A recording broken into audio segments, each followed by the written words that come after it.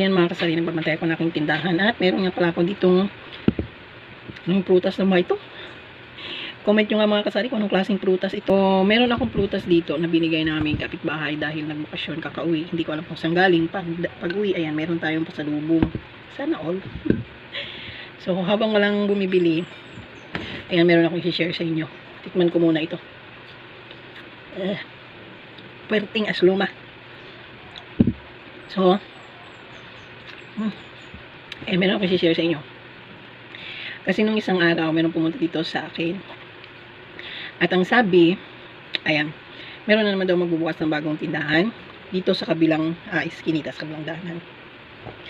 So, ang sabi ko, wala namang problema kung merong magbubukas ng tindahan. Choice nila yon at lahat naman talaga tayo pwedeng magtinda. Lahat tayo pwede tayong magnegosyo. Lahat tayo pwede nating gawin kung anong gusto nating gawin, di ba? So, ang sabi ko, kung magtitinda siya, edi maganda. At least kahit na paano may ibang tindahan na rin dito sa lugar namin. Kasi makasa dito sa pwesto ko nito, ako lang talaga wala akong ibang kakompetensya dito. Ako lang. Kaya lang yung aking mga kapitbahay, minsan hindi ko din sila papipilit. Tsaka choice nila kung saan nila gustong bumili. Kung bibili sila sa akin, edi pagbentahan natin. Kung hindi naman, wala tayong magagawa kung saan nila gustong bumili. Basta ba't walang utang sa tindahan ko, ayan, okay na okay sa akin yan kung saan nila gustong bumili. Dahil choice nila yon.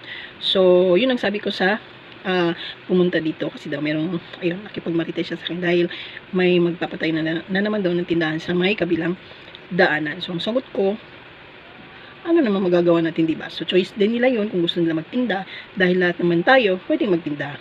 At lahat naman tayo, meron tayong mga pangangailangan na kailangan nating punan. Kung gusto nila magnegosyo, hayaan natin sila dahil syempre gusto din nilang kumita.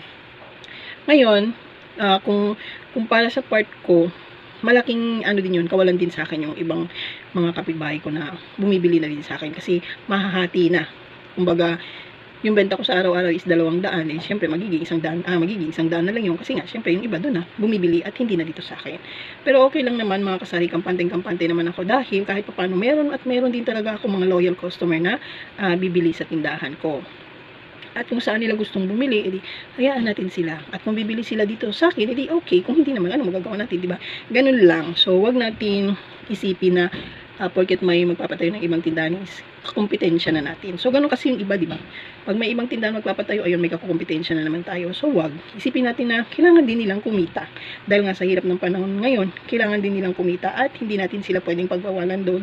Dahil, ayun nga, lahat tayo pwedeng magnegosyo. So, ayun, sabi ko dun sa nagmarites dito sa akin, choice nila yon at wala tayong magagawa doon. At syempre, lalo dito sa akin, ano na ito? Asim!